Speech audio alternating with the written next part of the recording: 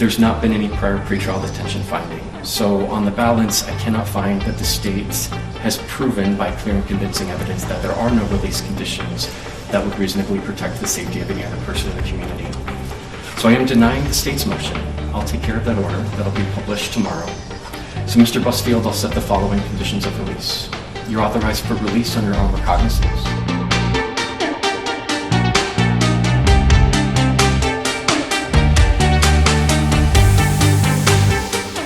Timothy Busfield is out of jail, released by a New Mexico judge as his wife, actress Melissa Gilbert, broke down in tears inside the courtroom.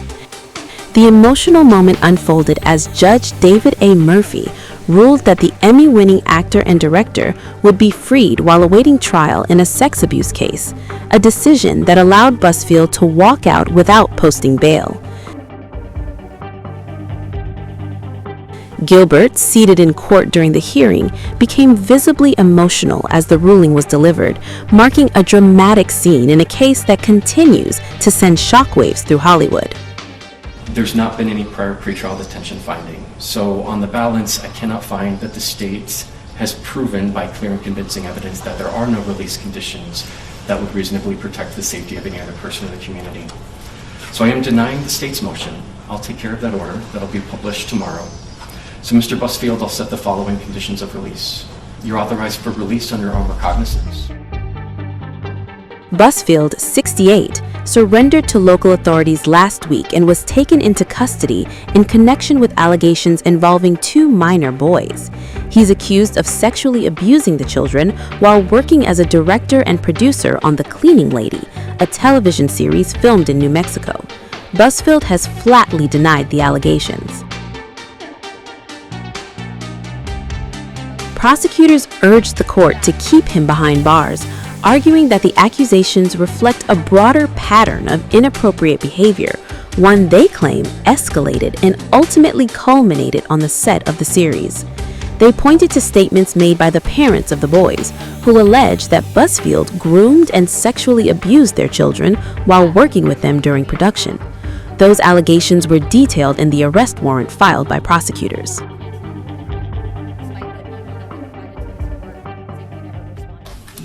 It was during therapy, not the parents, to a neutral party that SL described sexual abuse by the defendant and VL disclosed inappropriate touching.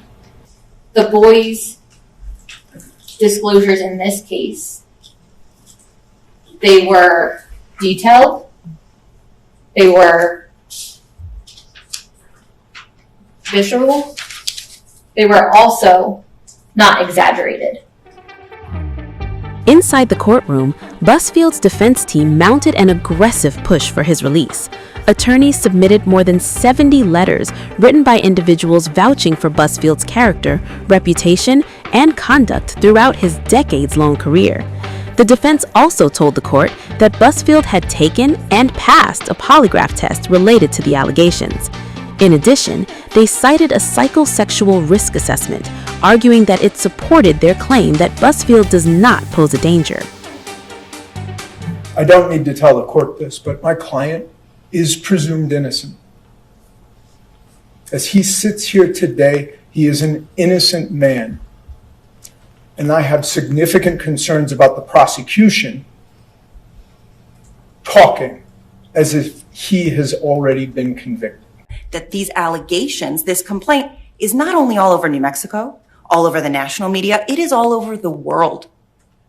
It's too late. That bell can't be unrung. The idea that he could then go out and be dangerous with a child in the world where everybody knows who he is absurd. That's absurd. Prosecutors challenged that evidence. They asked the judge to give limited weight to the polygraph results, a standard position in many criminal cases, and raised concerns about relying on such evaluations at this stage. Still, Busfield's attorney insisted there was overwhelming evidence that the allegations were, quote, manufactured. Judge Murphy acknowledged the competing arguments before issuing his ruling, allowing Busfield's release while making clear that the case itself remains very much active. The question is whether or not the state has proven by clear and convincing evidence that there are no release conditions that would reasonably protect the safety of any other person or the community. It's broken down into the three-part analysis articulated in State versus Groves, and in that analysis, the court considers the factors enumerated in Rule 54906 as required by State versus Anderson. The first question is whether or not the information proffered carries sufficient indicia of reliability to be worthy of consideration. I do find that the state's 6 exhibits and the defendant's 28 exhibits and the court's 2 exhibits and the testimony offered today are reliable for purposes of this decision. The next question is the dangerousness question, the extent to which that information indicates that the defendant may likely pose a threat to the safety of others if released pending trial. I'll back up and note that probable cause was found by the Metropolitan Court judge. We're not set for a preliminary hearing today.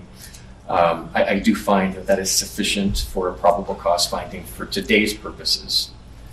So, as to the dangerousness question, based on the nature and circumstances of the present offense, noting that this is a crime where the allegations involve criminal sexual contact of minor children in the genital areas, I do find that is inherently dangerous.